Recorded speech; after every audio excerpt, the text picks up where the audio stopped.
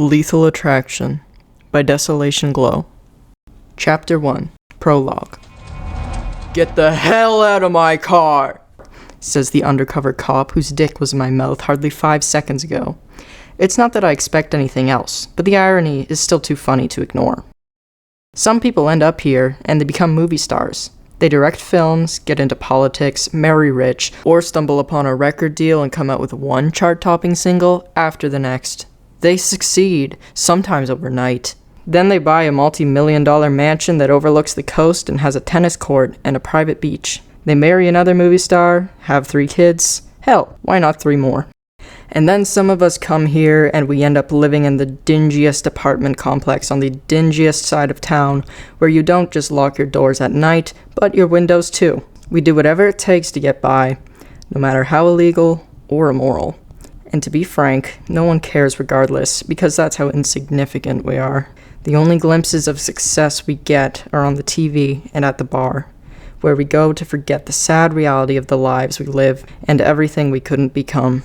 We go there and we stare up at the people we could never be, turn to each other and gripe about how much we hate them, then look back up to watch with such fixation you'd figured we loved them. If you're lucky, you might get another glimpse of it for a couple minutes in the back of their Mercedes-Benz, after they've pulled over alongside you in the street, looked both ways, and shouted, "How much?" I'm feeling cordial, so I hold the car door open and lean out towards the sidewalk to spit out his semen. I wipe my mouth with the back of my hand. The taste of salt still lingers on my tongue. I hold out my palm. Gladly. But first, $5. He's already back in the driver's seat, like he wasn't fully sprawled back here with me moments ago. The only evidence of what we'd just done are the beads of sweat on his forehead and his flushed cheeks. Maybe there's more, but it's too dark to tell. He made a point of choosing the most dimly lit corner to park at. He starts to cackle. It reminds me of a hyena. "You're lucky I don't take you down to the station and book you, yet you're asking for money?" The cop holds his beer gut as he laughs harder and harder. I don't know what to do, so I laugh too. He glares back at me. "Get the hell out." And so I do, climbing out of the car and stumbling onto the sidewalk without my $5. It's late and I should be getting home, but I'd very much like to forget this, so I head to the bar instead. The stench of liquor and cigars greets me when I enter. Usually, those smells comfort me, if anything, but it's the combination of those and the lingering taste of semen in my mouth that makes my stomach curl. I plop myself onto the bar stool and tell the bartender, "3 shots of tequila, please." While she's turned around, I hear the person next to me say, "Jesus, never seen anything like it." Another person goes, "No kidding. And seriously, no leads? I kinda wish they hadn't told us. At least not yet. I don't even want to go outside." The bartender hands me my shots. I throw one back, then another. I let the burning sensation blossom in my throat. I'm about to turn and ask what everyone's talking about, when the person next to me, a big, muscular, bearded man, faces me and asks, "Jesus, have you ever seen anything like this?" I don't know what kind of expression I make, but it definitely reveals my confusion, because then he picks up one big, muscly arm and points to the TV overhead. It's tuned to the news. I squint to read the headline. "Serial killer runs rampant in Los Angeles." My eyes widen and I turn back to the man. "What the hell?" I take my 3rd shot. "That's not all," the guy beside him chimes in, seemingly eager to weigh in on the topic. "What this killer does is he kills the victim by biting their necks, like, with his teeth." My eyes narrow. "Like a vampire?" He nods in solidarity, almost like he's been waiting for me to say that. "Like a vampire." "And they don't have a single clue where the fucker is," the bearded man exclaims, pounding his giant fist on the bar. "He could be anywhere right now. Sick fuck." His expression darkens and he shoots a quick glance over his beefy shoulder, as though there is a sure chance the killer is standing in the doorway right now. I beckon the bartender over and ask for 3 more shots. If they don't have any leads, I ask the 2 of them, then how do we know it's a man? They share a quick look before breaking out in laughter. "You think a woman's out here doing this shit?" Bearded man points out. "Nah, it has to be a man." "It has to," the guy beside him echoes. I suppose they have a point. The bartender brings me my next 3 shots, and I down them all, one after the other, before heading home. The bearded man's words echo through my head as I tread down the hauntingly unpopulated sidewalks. "He could be anywhere right now. Sick fuck. He could be anywhere right now. Anywhere. Despite this, I'm not too afraid. In fact, part of me wouldn't mind being his next victim, as sick as it sounds. It's not like I have any particularly strong desire to live. Look at my life. Why should I? Opening the door to my apartment, I give that a second thought. I might not mind being killed now, but maybe I'd think differently when a sick freak is standing over me, ready to tear the flesh out of my neck so I die a slow and painful death. I should be sleeping, but I'm a bit too drunk to be tired, so I make myself a TV dinner and flick on the news. I bite down on a spoonful of peas that are much too soft, as the newscaster says, "Yet another victim has been discovered, this time in the parking lot of an abandoned mall. We'll advise residents to stay indoors as much as possible. There's even been talk of enabling a curfew, but we don't have much on that right now." Indoors? Fuck that. I mutter aloud to the empty room through a mouthful of food. Some of us have bills to pay. I could get by just from the few regulars who come knocking on my door every week, but barely. And once you've gone from barely getting by to getting by, you don't want to go back. You can't. As the newscaster drones on, I realize that I'm all alone here, and no one will care if I die. My parents, who only call once a month, are back in New Jersey, and my only best friend from high school basically disappeared off the face of the earth following graduation. He's never written, never called, and I hate him for it. So here I am, almost 21, all this hate in my heart, no friends or family, shitty job, and shitty apartment. Maybe I was right in the first place. Maybe getting killed wouldn't be such a bad thing. At the very least, I'm indifferent. Chapter 2. Prelogue. Me and Gerard kept a list of everyone we hated. That's what we used to do. We'd sit there, him and me, at the back of Miss Clancy's homeroom, glaring up front at particular people and then scribbling furiously on the same wrinkled sheet of lined notebook paper. The list grew to be quite long, because as it turns out, we hated everyone. And not without reason, because everyone hated us too. They hated Gerard because he was different. They hated me because I was friends with Gerard. In high school, I didn't start out on the bottom of the totem pole. There were no tight-knit friendships, but I sat with this one group of guys during lunch. We'd kick around a soccer ball in the field after school, go over to each other's houses to watch TV, or steal beer from our parents, and then get drunk in the wooded area that made up the outskirts of our neighborhood. While I was friends with them, I got good grades and got along with my parents. Maybe I raided the liquor cabinet every now and then, but I was always home by curfew. I did the dishes without asking, and always cleaned my room. It wasn't much, but I was content with my quaint little life, until I met Gerard. He didn't care what anyone else thought. He was shamelessly himself, and no amount of dirty looks he got in the halls would ever change that. Classmates could taunt him all they wanted about his longer hair or chunky combat boots, but he'd still walk around wearing them every day, like battle armor. Gerard was everything I wasn't. I still remember the day we met. I walked into English on the first day of sophomore year, and the first thing I noticed was the boy in the back with chipped black polish on his nails. It matched the raven shade of his shoulder-length stringy hair. He seemed to want everyone to notice he was wearing it, because the only thing on his otherwise empty desk were his hands, drumming the hard surface impatiently, like he'd rather be anywhere else. My first reaction was to wince, not because I felt any strong way about the nail polish, but because I knew just about everyone else would. It was worry, or concern, that I felt the most. I didn't want to risk association, sitting next to such an inevitable pariah, because I could so easily picture the way my group of friends would react if they ever got wind of it. But I still felt the strongest urge to help, to protect him, somehow. And so I took the empty desk in front of him. Joshua Fieldman, one of the football players, sauntered in shortly after me, and that was when I knew the kid's fate was sealed. Josh was big, tall, and blonde. In stark contrast to his so blonde it was almost white hair, his skin was thoroughly tan, a glaring reminder that his family was loaded and could get on a plane and fuck off to California or the Caribbean whenever the hell they felt like it. He scanned the room with precision, in the way a predator scans their environment for prey. I watched his equally big, equally tall football friends wave him over from the other side of the classroom. I watched him start towards them, then stop in his tracks. I watched his gaze flicker to where we were. He grinned and started towards us. This was exactly what I'd been afraid of. Josh was a lion, and Gerard was a limping gazelle. I desperately wished I could somehow warn him before it was too late, but I couldn't, not without becoming a gazelle myself. From the corner of my eye, I watched with horror as Josh walked over and took the seat right beside Gerard. Of course, becoming a pariah was and never would be a worry of his. He practically ran the place. It was like the rest of us were living in a bad movie. "Hi," I heard Josh say coolly. It took everything within me not to turn around in my chair. "Hi," his voice dripping with apprehensiveness. I realized, feeling a mixture of both relief and sadness, that he knew what was about to happen just as much as I did. "Cool nail polish," Josh remarked, stifling a laugh. Who painted them? Your boyfriend? A few people around us chuckled, their gazes and attention now shifting to the back row. My heart sank.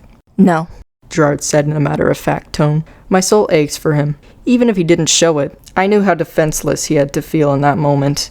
Right then, I hated myself, because I wanted so badly to intervene, but I was just as defenseless. I was scared. Not of Josh, but of what everyone else would think, and of their prying eyes possibly turning to me. I was a coward. Gerard's response was simple, maybe intentionally so, to avoid giving everyone else something to laugh at. But they laughed anyway, causing more and more eyes to shift in our direction. I had to be one of the only people not twisted around in their chair, shamelessly gawking at the scene unfolding. When the silence stretched on for a couple more seconds, all laughter died down and most people redirected their attention to the front. Your mom did, right after cowgirling on my cock. For the first time, I actually turned around. Gerard was straight-faced, hands folded neatly atop his desk, staring ahead at the board.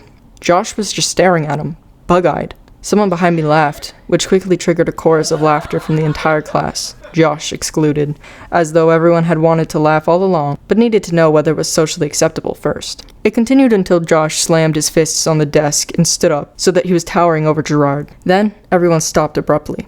The silence cut in so quick, you'd have thought someone flipped a mute switch. You could have heard a pin drop as Josh bent down to meet Gerard's eyes and leaned in real close. Gerard didn't move a muscle, and I realized how stupid I'd been to think anyone ever needed to defend or save him. He was brave enough all by himself. He was his own hero. Josh got closer, ending up so close, you'd think they were about to kiss. Gerard stayed put. If I were him, I would have gotten up and ran away yelling long before this point.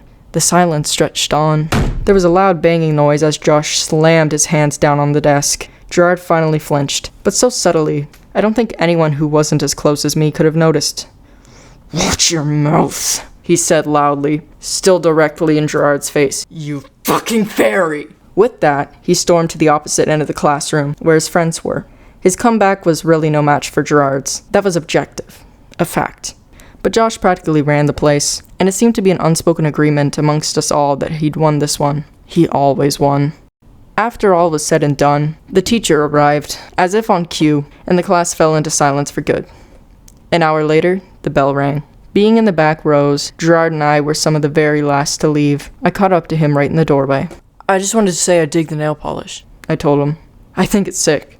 Fuck those guys. Seriously.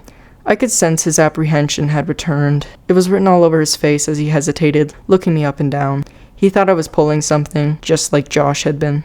When his eyes finally met mine, I made a point of giving a kind, sincere smile. The corners of his mouth twitched, and then he was smiling back. Thanks, he said, following me out of the classroom and into the crowded hall. Suddenly, all I could think about was who might see me with him. I hated myself for being so superficial, but I couldn't help it. It had been ingrained in me from as far as my memory stretches to care about what other people think. It was lunchtime. Gerard and I walked together in silence until I stopped in front of the cafeteria, from which everyone was coming and going in swarms. I could see my group of friends, and from where I was standing, they were laughing about something, tears coming out of their eyes as they guffawed and elbowed each other. I had every intention to walk over and join them, to laugh with them too. One of the guys, Brian, stopped laughing long enough to look up and spot me from across the packed cafeteria. Another smile broke out onto his face, and he lifted an arm, about to gesture me over. Then his eyes flicked to Gerard. He quickly lowered his arm, leaning in and whispering something to the rest of the table. One by one, their heads shot back in our direction. It was then that I decided I was done. With them. With my quaint little life. And everything. If something as little as standing beside another person was enough to make them turn on me, they weren't worth my time. If it wasn't this, it would have been something else. The rules on how to survive high school were ever-changing, and I was tired of constantly morphing myself into somebody who fit them. Those people were everything I hated. Everything I'd always been. Gerard was everything I wasn't, but wanted to be. I turned my head and walked with Gerard past the cafeteria. He looked over to me, puzzled. Do you sit in there for lunch? Nah, I told him. I don't sit anywhere. A grin spread across his features, and his thin, pointy nose crinkled. Cool, he said. Wanna go shoplift from the Rite Aid? We were friends from then on. Chapter 3. I wake up to wailing sirens. This isn't entirely unusual, except that it's typically just one siren, 2 at most. Right now, there has to be at least 5, all of them whining from outside my open window at slightly different frequencies. I sit up in bed, rubbing at my groggy eyes. Once my head is level with the window, the wails are absolutely piercing. There's not a second of silence between them. You can never tell where one ends and another begins. They kind of blend together, like the worst choir you've ever heard. With a loud grunt, I reach over and shut the window. The sounds become slightly more bearable. It's still tuned to the news. Now one sole headline flashes across the screen. There's not even a little subline, like there usually is. The border around the words is bright red, like a warning. Yes, you heard that right. The killer that's been running rampant in our city has claimed his 13th victim. The female anchor reports. He's been dubbed names like the Shadow and the Vampire, but the relevancy of that aspect in the case right now is debatable. Getting justice for the victims and their family is the primary focus, keeping the public safe and ensuring that there are no more victims. If you have any tips whatsoever, you are strongly encouraged to call. The landline rings, cutting her off, and blending right in with the chorus of wails still screaming outside. Only clients call this early. In fact, when the phone rings at any hour, it's more often than not a client on the other end. It's no secret that I'm severely lacking in the friendship department. In the meaningful relationship department. My 21st birthday is rapidly approaching, meaning I have almost been in the city for 3 years on the dot, and I have hardly a single friend to show for it. I graduated high school with Gerard as my only friend, and shortly after that, he was gone. Just gone. No call, email, letter, nothing. When I eventually showed up at his house, his parents knew about as little as I did. He just got up and left one day, only saying that he was leaving, and nothing else. Gerard was probably the only non-family member in the entire world I thought might have possibly cared about me. But when he left, it was clear he didn't, and maybe never did. If he had, he would have written, and he would have called. The chances of bumping into him are severely unlikely, with me being on the opposite side of the country and all. But I've told myself that if I ever do, I'll either punch him in the face or walk straight past him without saying a thing. It'll depend on whatever my mood is at the time. He abandoned me when I needed him the most, and I'll forever hate him for that. Hello? I huff into the receiver. Frank, you there? Jemiah's voice fills my ear. When I say I have hardly one friend, Jemiah is the hardly one friend. She's my friend, but hardly. We get along and have similar interests, but the only time we ever really talk is on the phone or while she's working. She's a bartender at my favorite bar, and since I've been in LA, she's seen me through my highs and lows, ups and downs. Mostly my lows and downs. I've got a new client for you, Frankie, my boy. Another thing she does is recruit new clients for me, which is kind of awesome. Being a prostitute by itself makes me a target. Being a gay prostitute makes me a double target. It's hard to make money when half of the city isn't willing to go through the risk of hiring you, and the other half simply wants you dead. My eyes flicker to the clock. It's noon. Send him over. Did you tell him my rates? There's a pause. You can't come here? I raise an eyebrow even though she can't see me. To the bar? Why the hell would I do that? Another pause, followed by muffled voices. She must have put a hand over the receiver. He doesn't completely trust me, she says when she returns to the phone. Thinks it could be a string operation or some shit like that. I really don't know. I sigh loudly. I'm in no position to turn down money. Give me 10 minutes, I tell her, already reaching for my coat. It actually becomes a 15-minute walk, despite Lucky Clam being just 2 blocks away. This is because I have to go a completely opposite direction from my regular route. That road crawls with police cars and ambulances. The apartment building in which the murder must have happened, all sectioned off. The warmth of the bar is a nice contrast from the chilly October air. Christmas lights hang along the deteriorating brick walls, half of the colorful bulbs burned out. They're always up, even during the time of year when it's nowhere near the holidays. Regardless, they give off a nice homely feel. A song that must be at least 10 years old blares through the low-quality speakers. They aren't too loud, but loud enough that the bass occasionally causes empty glasses along the bar to rattle. Jemiah's eyes find mine the second I walk in, and she beckons me over. Shrugging off my coat, I hop onto a bar stool across from her. 3 shots of tequila? She asks, leaning over the counter and staring into my soul with her olive eyes. She has a habit of doing that, staring into your soul. It always feels like she knows my deepest secrets just from looking at me, like she is simply and omnipotently aware of the best and worst things I've ever done. Yeah, I say, then lower my voice to a whisper. Where is he? With her back turned while she's grabbing the shot glasses from a high shelf, she gives a subtle jut of her head, directing me to my right side. Slowly my head turns, and for the first time I realize only one other person is sitting at the counter. He sits on the complete opposite side, head buried in a newspaper. It strikes me as odd. Usually just the small overhead TV tuned to some awful daytime show is enough to entertain the type of people who come here. I hop off my stool and inch towards the stranger. Immediately his hands stiffen their grip on the paper. He knows I'm about to approach him, but if not for my keen attention to detail, I would have never noticed, because he doesn't react in any other way. The newspaper in his hands doesn't lower even an inch. Sitting down next to him, I mutter, "Hey, you were interested?" In one quick movement, he lowers the newspaper. He's got on a well-ironed suit and tie, which is the nicest thing I've seen anyone in here wear. A few gold rings glimmer on his fingers, which drum the countertop impatiently, like he'd rather be anywhere else. Neatly combed jet black hair hangs just above his shoulders. The style would look beyond stupid on anyone else, but on him it looks classy, put together, attractive even. Appearance-wise, he's changed a lot since the last I saw him, but it's still abundantly clear that this man is no stranger at all. It's Gerard fucking Way. Now is the part where I'm supposed to either punch him square in the jaw or storm off without another word. But I don't do either. It seemed a lot easier in my head. But now that it's actually happening, all I can do is gape at him, bug-eyed and slack-jawed. He's lost a great deal of baby fat, making his cheekbones higher and more prominent, and leaving the rest of his features with a polished, chiseled look. He was never a bad-looking kid, but now, he's so handsome it's rather striking. He could be on the cover of a magazine. How the hell? Gerard looks back at me casually, head slightly tilted, mouth curled upwards in a nonchalant smile. He looks at me like we'd last seen each other 3 days ago, and not 3 years.